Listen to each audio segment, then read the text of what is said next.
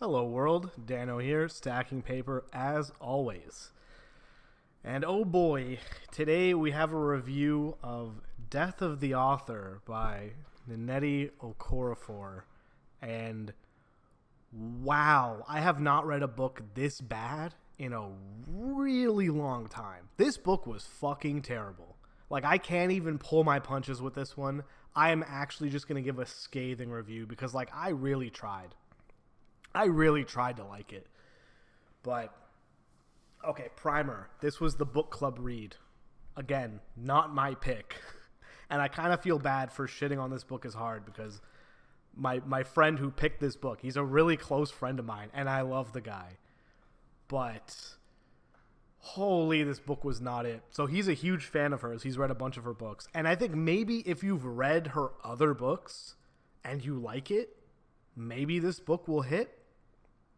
But I am really struggling to find anything of redeeming quality about this book. Like, okay, let's start with the writing. The writing is just straight up not good. It's not good. It's extremely lazy. Like, there's moments where she references, like, other things in pop culture, but she references the same thing more than once, like, in different contexts, as if it's a new thing. Like 2001: A Space Odyssey, she references twice, both as a movie and as a book, but like as if the character herself hadn't thought of it already. It's like, dude, there's so many other things you could have done. That just screamed lazy. But that's like, that sounds petty, but this is like in conjunction with a bunch of other shit.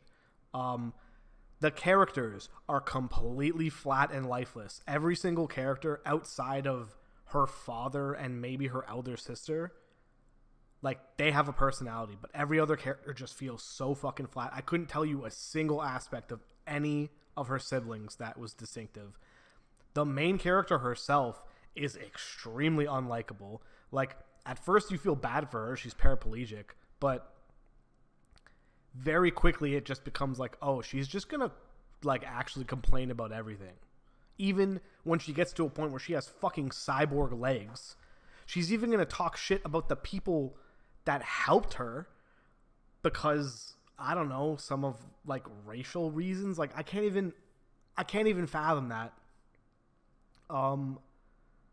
The pacing, just horrendous. Every time the book feels like it's picking up some kind of momentum, we get 4 or 5 straight chapters of just family drama. Like, 80% of this book is like telenovela fucking family drama. Like, and this is supposed to be like science fiction adjacent.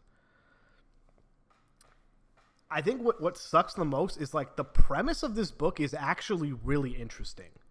You know, you have this writer who's kind of down on her luck, kind of a fucking loser. She writes a masterpiece out of nowhere. She rises to fame, and then the book that she wrote starts to affect her life. And then as her life starts becoming more and more like the book, you know, there's a big twist that the book that a character writes inside her book is actually her life. And it's like this weird metafiction loop. And on paper, if this was executed well, it would have been really fucking cool. But it was executed so poorly that, like, I can't stop thinking about the time of my life that I'm never gonna get back from reading this fucking book. Like, the entire time I'm doing this review, I'm just thinking about my friend, and I feel so, because he liked the book, but also the way he sees it, it's like this book is kind of like an autobiography of the author herself, because that's kind of her experience. But, like, man, if the main character is like the author, then I would just fucking hate this author. Like, across the board, everything that I judge books by, this book just fails in flying colors. It's written terribly. It's not interesting in any way. The pacing's terrible. The characters are completely unmemorable. There's a whole segment where, like, there's interviews that are being done with the main character's family members, and these interviews take place in the future, presumably, because they keep talking about the main character as if she's not with us anymore. Like either she died, or my theory was that she was going to go out to space, or she's going to upload her mind to a computer, you know, because life just kind of gets to her. But no, the build-up for the whole thing is like, yeah, she goes to space for a couple days to get inspiration for the next book. And like, that's it. But all of these interviews make it seem like this like monumentous thing happened, but it really fucking was nothing. And it's like, that was it. That was the fucking build-up, you know? The character herself also does all these impulsive things that like, yeah, I get it. You know, people can be impulsive, but like, she treats her family and especially her love interest like fucking actual dog shit. And it's like, it makes it so hard to fucking empathize with her, especially at the end when she realizes that she's pregnant and then decides, fuck it, nothing's going to stop me from going to space. I'll risk literally losing this baby or having a deformed baby because of radiation. Takes fucking like experimental drugs just to help it along. And it's like the way she just blows past that last part, I was like, man, how are you just going to fucking hand wave that away? Oh my goodness.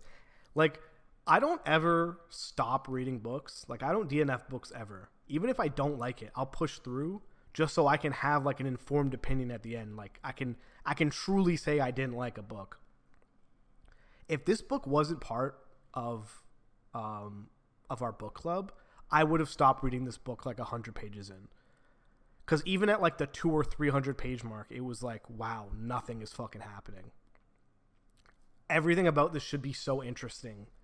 And it's like, she managed to make it so fucking boring. Like, this whole book kind of reminds me of this Tom Segura bit from way back where he says, you ever been talking to someone that's so boring that you feel like they poisoned you? That's what reading this book felt like. I dreaded every second I had to read this book. There was really nothing pulling me through it. It was just like fucking pulling teeth. And it didn't help that I'm reading other books on the side. So I'm reading Something Wicked This Way Comes by Ray Bradbury. Reading that book alongside this book is just like night and day. I couldn't help but compare the two and go, wow, one of these is extremely well written and poetic and beautiful use of metaphor and philosophy, and then the other one is just like a microwaved mayonnaise. Like, it's just makes me want to upchuck even just thinking about it. Like, God, this book was fucking terrible. I really can't scrounge up any redeemable quality about this fucking book, and I'm so sorry to my friend for that, but hey man, it is what it is. Sometimes you hit a foul ball, and this book was just out of the park in the wrong direction. But yeah, like a solid, I gave it a 3 out of 10. I think it's like a 1 or a 2. Like, there's nothing there for me, man. I'm so sorry, but it is what it is. This is me being pretentious. This is what happens when I read books that aren't on my bookshelf. Because if you haven't noticed from a lot of the books I review on this channel, I give them pretty good reviews, but that's because these are all books that I've already bought for myself. You know, I've spent literally years and years on YouTube and on the internet just curating books where, like, I know I'm already going to probably like them. So when it comes to this book club, it's like, yeah, it's good. I'm broadening my horizons, but because I have no control over the book that's picked, there's a chance I'm just going to fucking hate it. And that's unfortunately the case here. So yeah, Death of the Author, Nadeo Okorafor, hot fucking dog shit water garbage. Can't recommend it. If you like it, honestly, good for you. I wish I could be less critical, I guess, but then I wouldn't be me. So sorry world, book sucks. Till next time.